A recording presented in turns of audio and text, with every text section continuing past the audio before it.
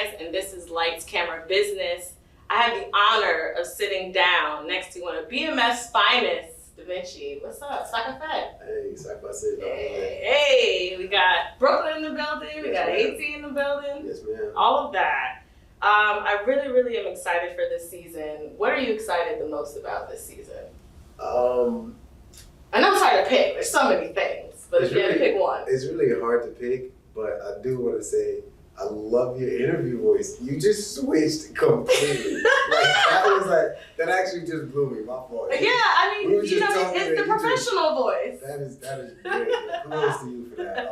But my favorite part about season 3, I think, to see these brothers start growing into manhood. I think this is the first season that Terry is like legit becoming he's becoming Southwest T for real. Okay. And Meech is about to really become Big Meech. Like, so he went to Atlanta, and now he's a small fish in a big pond. Again, so nobody knows who he is. So he's rebuilding what he did in Detroit, but this time it's going to be even bigger, and this is going to start their like international expansion. So I think this season you're really going to see like BMF really start taking off because Atlanta helped BMF really become BMF. Okay, we're going international. Yeah. Okay, I love that. Here at Black Enterprise, we have talked about business. So I want to talk to you and how you relate to your character and how they handle business. I love the contrast between you and Meech because you seem like the more level-headed businessman out of the two. So tell me, how do you relate to T and how he handles business? I definitely think me and Terry is very, very similar when it comes to business and financial literacy. You know, in real life, I'm a businessman. Okay. And I think if I was dealt different cards, I probably was going to be an entertainer. Okay. Like a businessman. If I had different access. But so I relate with Terry, to Terry a lot. So it's just strange, like getting his character and seeing how like he was the one that he was doing well in school, but the streets was forcing him to gravitate that way. But he had like his little business model and stuff like that. That's kind of like part of my story in real life. So it was kind of scary playing this character. I was like, yo, when I'm talking to T, I'm like, yo, this is like kind of wild. So you related to him in many ways? Yeah, a lot. I love that. I think he's a little more aggressive than I am, but I relate to him a lot. I love that. And I feel like it comes across on screen also. Like the way you relate to your character. I was like, maybe this is Da Vinci in real life. Some of it. Clearly not the guns and the pistol whipping people, but maybe that's real too. We'll keep that one on the wraps. But speaking of business, talk to me about the Stars universe in general. I mean, working with 50, who has created this powerhouse of brands, the Stars universe, they call it. What have you learned from him in terms of business and how he really developed this brand that now is like worldwide? 50 is a genius. 50, and when I say that, I'm really not just saying that because a lot of people say that. It's like, this guy has studied the blueprint of the TV and film business and just emulated it and is just doing it so well. And he's doing it like it's the music. He's literally making hits on TV, like he was having hit records. And it's just genius. I think his business mindset is insane. I've read his book, Hustle Harder, Hustle Smarter. And in that book, you just got to learn like the real ins and outs of him, how he's smart enough to understand because he's a rapper, he has that license he can say what he wants, talk crazy, and then there's rapper 50 Cent. Right. But then when he's doing business stuff, it's Curtis 50 Cent Jackson. I love that. But he knows how to play with the world to get what he wants out of it. And I just think how he was able to create his universe and know that, I think if gangsta music is so well received around the world that, let me, create a show that's kind of like it. And now he's telling real stories with it. I mean, BMF is one of the most influential stories in hip hop culture, like period, like ever. Absolutely. True stories at that. I saw that little sub you put up to the Powercast about this being a true story and how. Who's the podcast? Okay. We're not going to talk about them, but I love how this is a true life business story. Yeah. Compared to, we don't do fictional characters. if you're gonna do a drug dealer story, you gotta do it with real characters. And I think, shout out to 50 for having me be a part of this, real story. But his business mindset is just genius because he created a fictional world, which is power, and then now he's creating real worlds, like the BMFs. Yeah, tell the true story. Yeah, that other show on ABC that he has about For Life. Yeah, For Life. Yeah. Like he's a beast. He's a beast. Funny enough, I interviewed him for Life when he did it with ABC, and basically he told me the reason that he's successful is because he doesn't take no for an answer.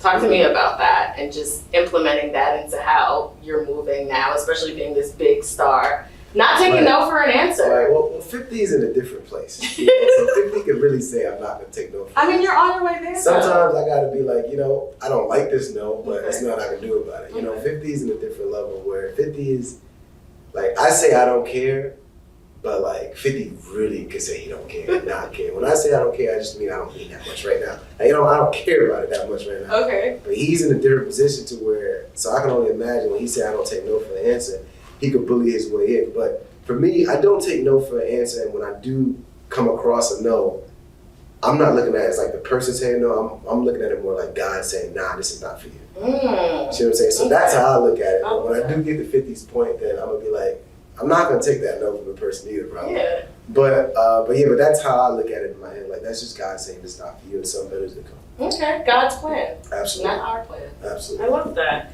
So you kind of touched on it earlier, but you said if you weren't in entertainment and acting, you'd be a businessman. So talk to me, if you had your own universe that you wanted to create, would it be fashion? Would it be in film? Would it be in business? Would it be in sports? Tell me about if you could create Da Vinci's universe as 50 created the Stars universe.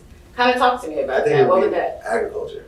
Farming. Ooh. I think it would be okay, expand on that. I think I would try to own a lot of land. And if I was in the beginning when this country first started a couple hundred years ago, I would, and I had a bunch of free labor, like the white people did, I would for sure own a lot of farms and start farming and then start naming it after me. Da Vinci berries, Da Vinci this, Da Vinci that, and trade with different people. And I think nobody in my family would ever have to work. I love I would that. definitely get into agriculture and farming and probably architect and just, yeah. I love that. That's kind of an avenue that us, especially as Black people, haven't really tapped into. It's because it's like, it's tough. and it's all taken up. Exactly. Like we were building the farms while they was doing it. So it's just like, nah, there's no more fucking farm there. You know what I'm saying? Well, I mean, there is, but it's kind of like, your competitors is insane. You know what I'm saying? So it's like, so the field that is like, I think we have more of an avenue, unfortunately, is entertainment. Yeah. But I think you could, there's ways around it because you could use that and you could grow in different ways. But I think farming for sure. I love that. And nowadays we're starting to see us as Black people get our land back.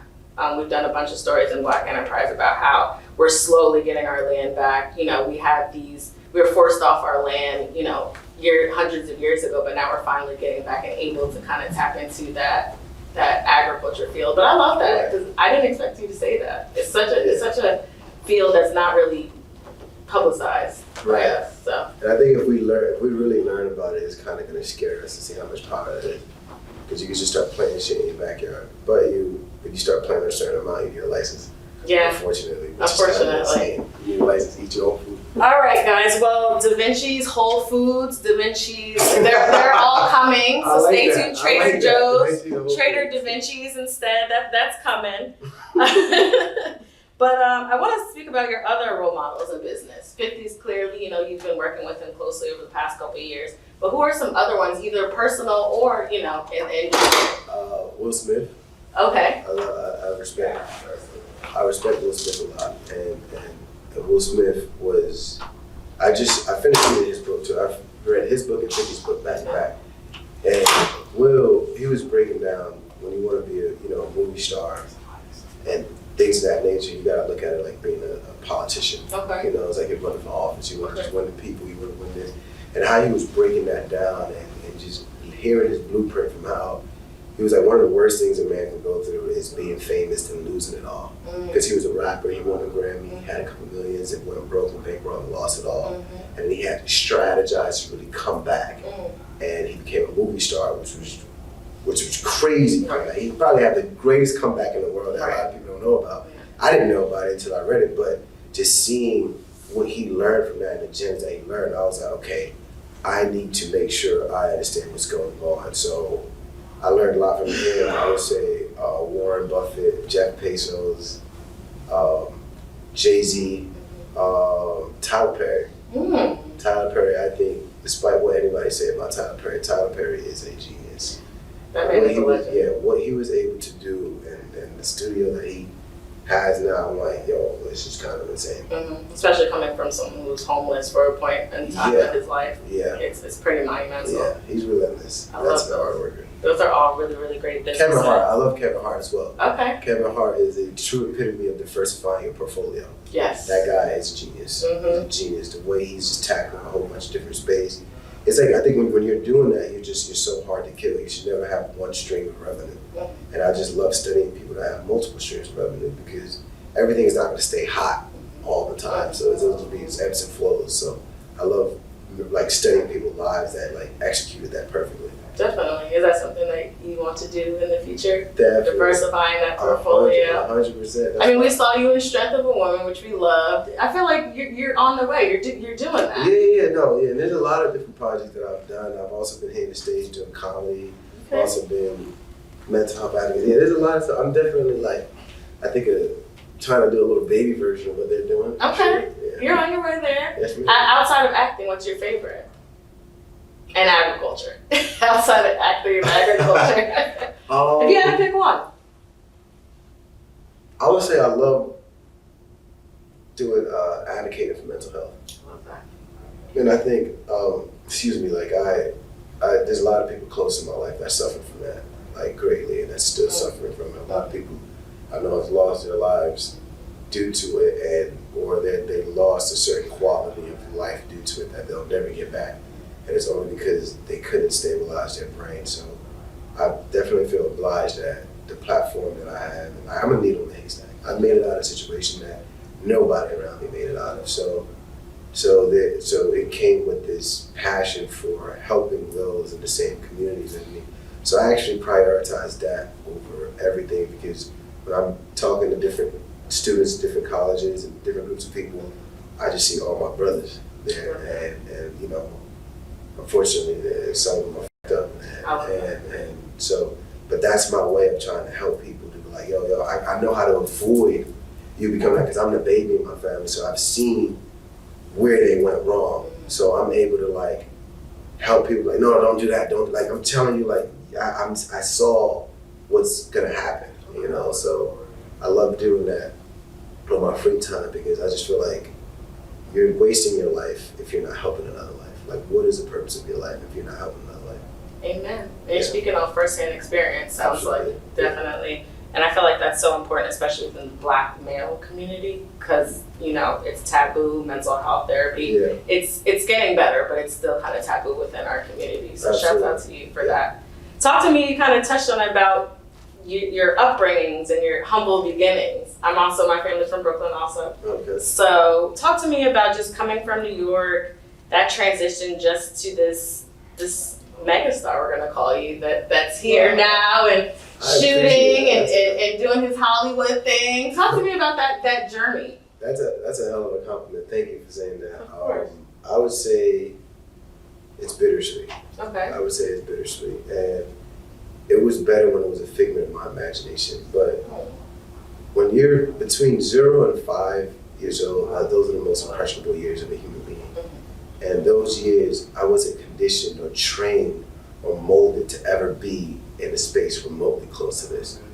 So then when you take a person who now becomes, a couple years ago, I made it, I was 21, and now I'm here, it's like my body, my brain, every atom, every hair follicle, nothing was trained for this. So it's sweet when you're under the influence and you're drinking the Kool-Aid. But I fight my wars sober, so I see the bitterness in it. Because everyone that I grew up with is not around. Everybody is new. But I also grew up with the idea of, can't trust strangers, you don't know these niggas, don't look at da. But now I'm forced to have a bunch of people around me that I don't know. Yeah. Like I don't know them from a pile of rocks. It can be a tough transition. So it's like in my family, my blood is dead.